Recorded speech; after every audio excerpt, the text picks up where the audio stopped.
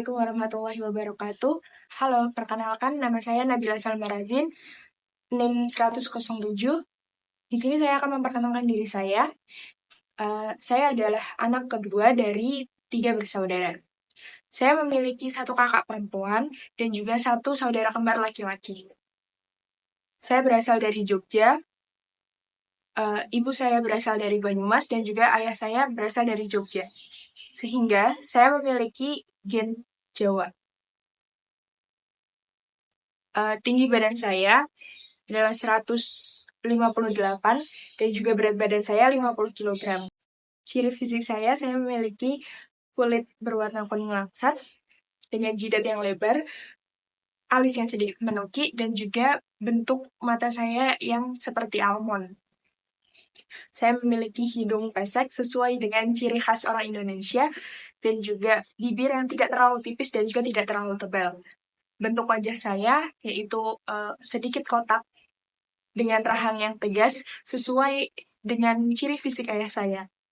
Secara karakter dan prinsip, saya memiliki prinsip yang kuat sehingga saya cenderung lebih egois dalam mempertahankan argumen saya. Saya juga orang yang ramah dan suka berbaur dengan orang lain. Saya suka dengan berkenalan dengan orang baru dan juga mencoba hal-hal baru.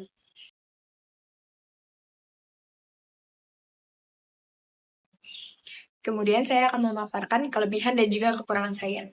Kelebihan saya dapat berbahasa Inggris. Saya dapat berbahasa Inggris melalui belajar, yaitu belajar otodidak melalui YouTube dan juga sosial media. Saya juga pernah mengikuti les berbahasa Inggris sewaktu saya kelas 5 SD.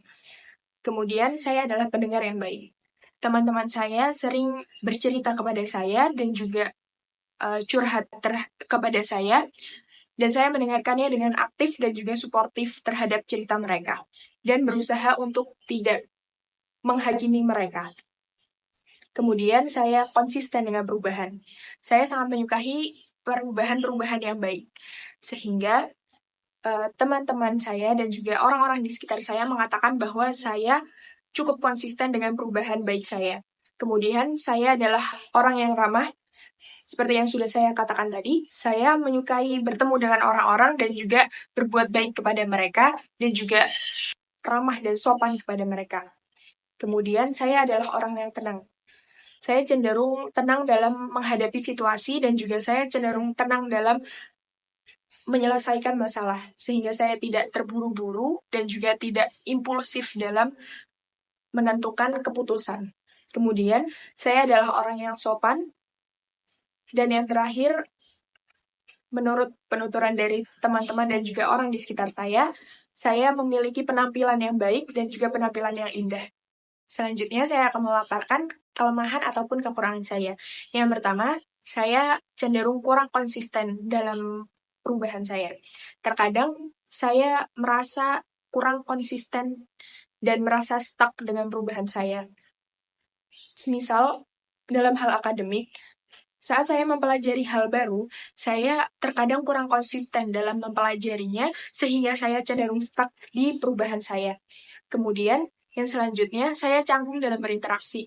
Terkadang, saya kurang interaktif dan juga kurang aktif dalam berinteraksi, sehingga saya cenderung kaku dan juga canggung dalam berinteraksi. Kemudian yang selanjutnya, saya egois. Dalam beberapa hal, saya merasa bahwa saya cukup egois. Kemudian, saya sensitif. Saya cenderung sensitif dan juga mudah tersentuh. Bahkan, saya juga mudah untuk terpancing emosinya saat ada orang yang mencoba untuk mengusik saya.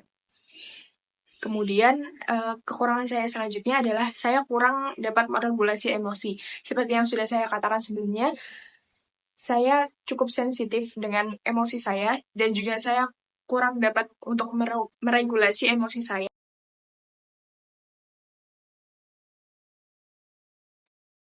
Selanjutnya, saya akan memaparkan tentang regulasi diri saya. Sejauh ini, regulasi diri saya cenderung fluktuatif. Terkadang, saya merasa bahwa regulasi diri saya sangat buruk.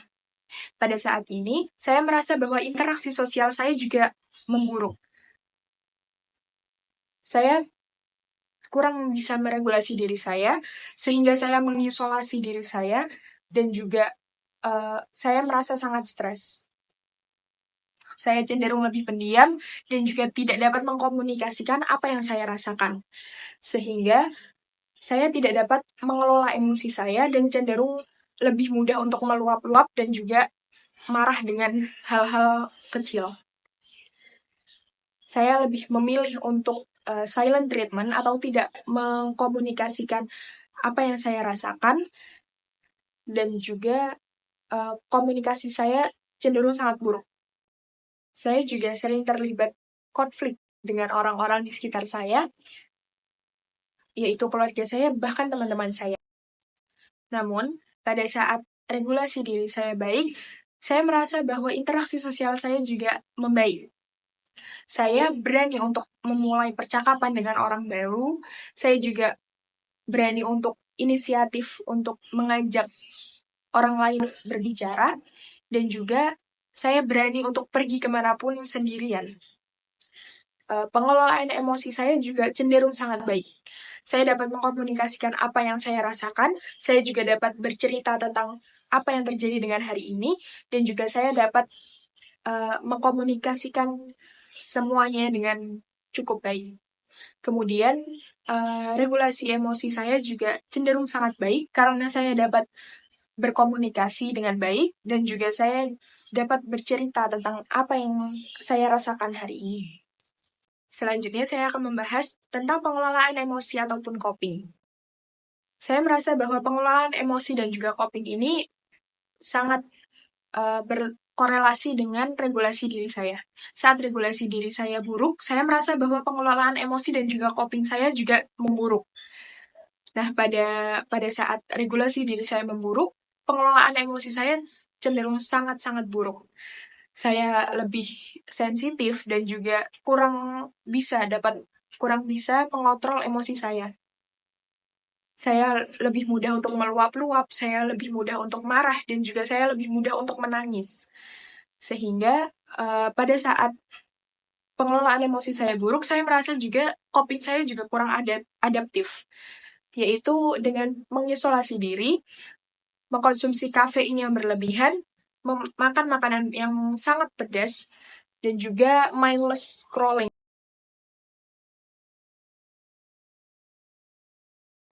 Selanjutnya, saya akan memaparkan tentang penyiapan karir, yaitu tentang harapan-harapan dan juga cita-cita saya. Harapan saya yang pertama yaitu dapat menerima diri saya sepenuhnya, yaitu dengan bercerita ataupun mencari bantuan ke psikolog ataupun dengan konseling.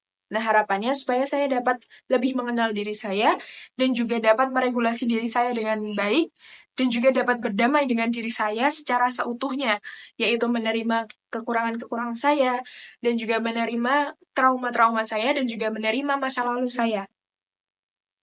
Selanjutnya, saya berharap dapat konsisten dalam menjaga pola hidup saya, yaitu pola hidup yang baik, sehingga dapat menjadi investasi di masa depan.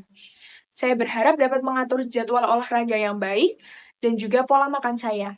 Sehingga harapannya, stresor yang bersumber dari dalam diri saya, dari dalam tubuh saya, itu dapat dicegah dan juga dapat lebih mudah dikontrol. Cita-cita saya adalah menjadi pribadi yang religius dan juga baik, menjadi istri yang baik untuk calon suami saya, menjadi ibu yang baik dan cerdas untuk calon anak saya, dan juga menjadi klinisi yang baik, dan juga mengambil S2 profesi.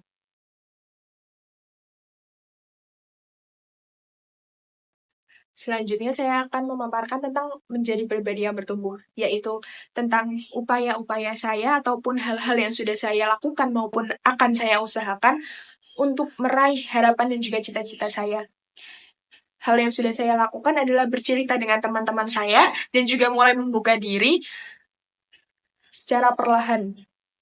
Dan juga saya mencoba untuk jujur dengan diri saya dan juga menghadirkan ketakutan yang selama ini saya repress, dan juga trauma-trauma yang selama ini saya coba untuk hilangkan ataupun saya tekan ke alam bawah sadar saya.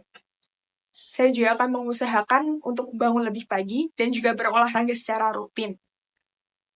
Saya juga akan mengusahakan menjaga pola makan saya dengan makan secara rutin dan juga teratur 3 kali sehari, dan juga makan makanan yang sehat dan juga bergizi. Sejauh ini saya sudah melakukan journaling atau menuliskan apa saja yang saya rasakan selama ini, dan juga kendala-kendala apa saja yang saya hadapi dalam menjalani kehidupan. Hal yang akan saya lakukan untuk meraih cita-cita saya, yaitu yang pertama dengan memperbanyak ilmu-ilmu yang berkaitan dengan cita-cita saya, yaitu terkait dengan psikologi pernikahan, psikologi perkembangan, psikologi keluarga, dan bersungguh-sungguh dalam berkuliah dan juga memperdalam ilmu psikologi saya. Sekian pemaparan tentang who am I saya. Semoga melalui pemaparan ini saya dapat lebih mengenal diri saya dan juga lebih bermanfaat bagi saya, sehingga saya dapat mengetahui hal-hal apa saja yang perlu saya lakukan dan juga bermanfaat bagi teman-teman karena lebih mengenal diri saya.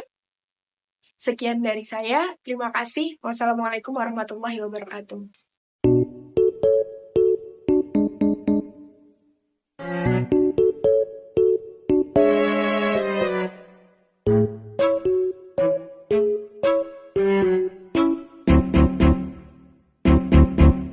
Oke teman-teman, terima kasih sudah menonton videonya.